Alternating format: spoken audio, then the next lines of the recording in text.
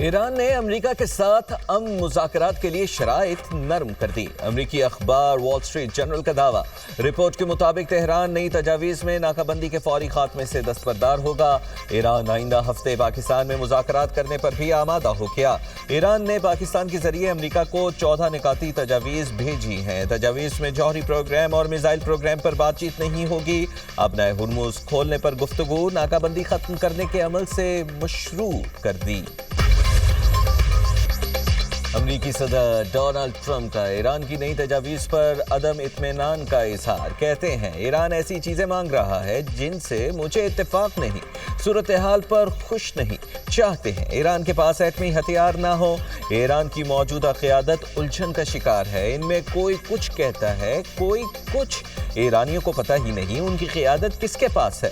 Florida میں تقریب سے خطاب میں بولے، ایسا نہیں کریں گے کہ ایران جنگ سے جلدی نکل جائے اور مشکل دوبارہ سے کھڑی ہو جائے۔ آبنائے ہرمز میں تیل سے بھرے 400 بحری جہاز کھڑے ہیں۔ یہ جہاز وہاں سے نکل آئے تو ایندھن کی قیمتیں بہت کم ہو جائیں گی۔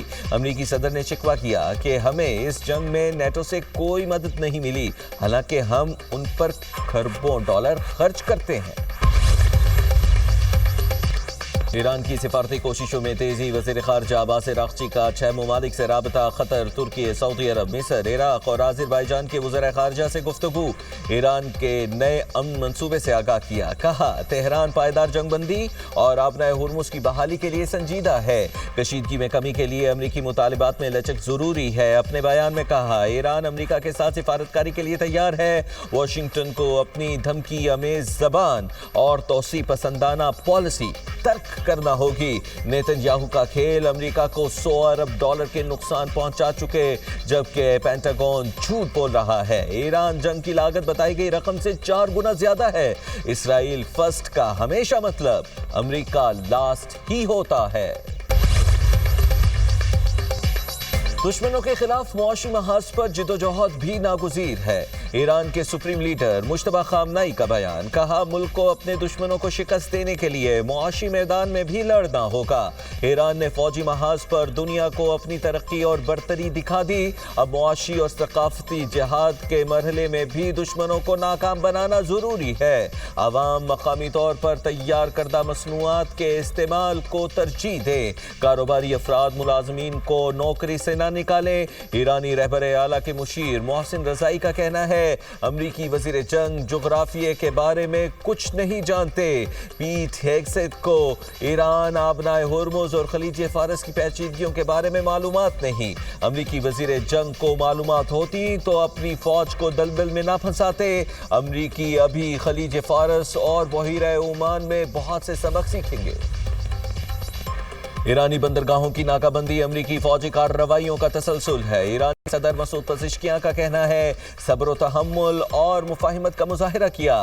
دنیا نے ایران کے صبر اور مفاہمت کو دیکھا، یہ جابرانہ رویہ ناقابل برداشت ہے۔ ایرانی چیف جسٹس غلام حسین محسنی کہتے ہیں دباؤ اور جبر کی بنیاد پر مذاکرات ہرگز قبول نہیں، اس پر حکومت کے تمام ذمہ دار متفق ہیں۔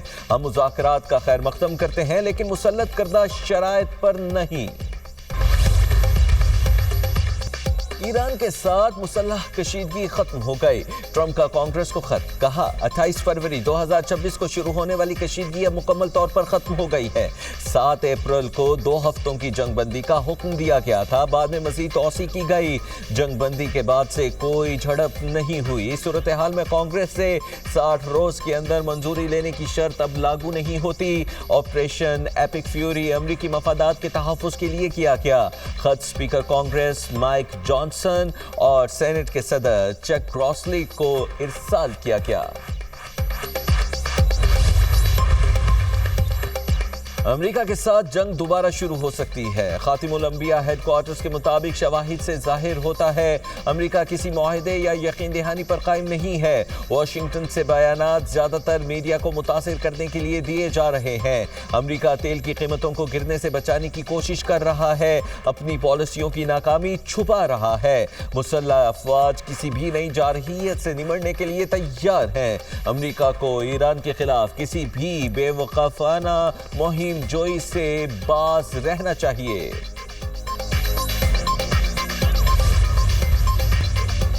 ایران نے اسرائیل کے لیے جاسوسی کرنے والے مزید 2 افراد کو پھانسی دے دی۔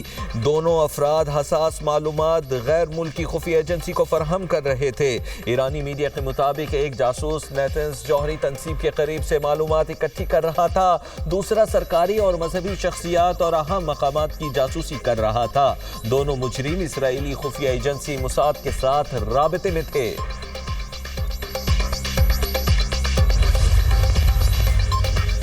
آبنائے ہرمز پر امریکی ناکہ بندی سے ایران کو $4.8 ارب کا نقصان ہوا۔ امریکی خبر رساں ادارے ایکسیوس کی رپورٹ میں انکشاف۔ رپورٹ میں پینٹاگون حکام کے حوالے سے بتایا گیا، امریکی فوج نے اب تک ایران کا تیل اور دیگر سامان لے جانے والے 40 سے زائد بحری جہازوں کا رخ موڑ دیا ہے۔ 31 آئل ٹینکرز خلیج میں پھنسے ہوئے ہیں، جن میں تقریباً 5 کروڑ 30 لاکھ بیرل تیل موجود ہے۔ ایران کے 2 جہازوں کو تحویل میں بھی لیا جا چکا ہے۔ ذرائع کے مطابق زمینی ذخیرہ گاہوں کی گنجائش ختم ہونے کے باعث ایران کو مشکلات کا سامنا ہے۔ امریکہ نے مشرق وسطیٰ کے اتحادیوں کو اسلحہ اور فوجی آلات فروخت کرنے کی منظوری دے دی۔ قطر، کویت، متحدہ عرب امارات اور اسرائیل کو مزید اسلحہ اور فوجی آلات فروخت کیے جائیں گے۔ اسلحے کی مالیت $8 ارب 60 کروڑ بنتی ہے۔ امریکی محکمہ خارجہ نے کویت کو $2.5 ارب کا بیٹل کمانڈ سسٹم اور متعلقہ آلات فروخت کرنے کی منظوری دی۔ اسرائیل کو بھی $99 کروڑ 24 لاکھ کے ایڈوانس پریسیجن کل ویپن فروخت۔ قطر کو $4 ارب 1 کروڑ کے پیٹریوٹ میزائل، متحدہ عرب امارات کو $14 کروڑ 76 لاکھ کے ایڈوانس پریسیجن کل ویپن بیچنے کی بھی منظوری دے دی گئی۔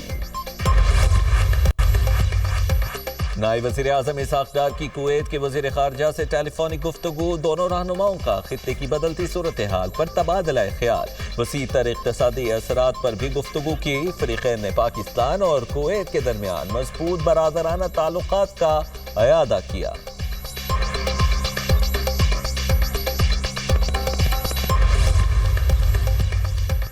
دنیا میں سفارتی اور عسکری سطح پر پاکستان کا ایک مقام ہے۔ مشرقی سرحد کے اس پار تنہائی، ناکامی اور رسوائی ہے اور اس کے سوا کچھ نہیں۔ وفاقی وزیر اطلاعات عطا اللہ تارڑ کا مارکہ حق کی تقریب سے خطاب، کہا پاکستان دنیا میں چمک رہا ہے اور مشرقی سرحد کی دوسری طرف تاریکی ہے۔ مارکہ حق میں کامیابی سے پاکستان دنیا میں امن کا علمبردار بن کر ابھرا۔ بیانیے کی جنگ میں پاکستان نے بتایا، ہم امن پسند ہیں، ہم نے بھارتی پائلٹ کو گرفتار کیا اور چائے پلا کر واپس بھیج دیا۔ پاکستان نے پہلگام واقعے پر شواہد مانگے تو بھارت کے پاس کچھ نہیں تھا۔ پاکستان میں دہشت گردی میں ملوث کلبھوشن یادو کو رنگے ہاتھوں پکڑا گیا۔ بھارت کینیڈا میں سکھوں کے قتل کی وارداتوں میں ملوث ہے۔ مارکہ حق میں بھارت کو شکست کا سامنا کرنا پڑا۔ دنیا پاکستان کی عسکری اور سیاسی قیادت کی سفارتکاری کی معترف ہے۔ وزیر اعظم کے مشیر رانا ثناء اللہ کا کہنا ہے، پاکستان جلد سفارتی کاوشوں میں کامیاب ہوگا۔ امید ہے جلد آبنائے ہرمز کی ناکہ بندی ختم ہو جائے گی۔ وزیر اعظم، فیلڈ مارشل اور نائب وزیر اعظم مسلسل کاوشیں کر رہے ہیں۔ سوشل میڈیا پر کچھ لوگ گھٹیا سیاست کر رہے ہیں، یہ پاکستان کو نقصان پہنچانے سے باز نہیں رہتے۔ پاکستان کی تعریف صرف ٹرمپ نے ہی نہیں، سعودی عرب اور ایران نے بھی کی ہے۔ امریکہ اور ایران میں جنگ بندی جاری رہے گی۔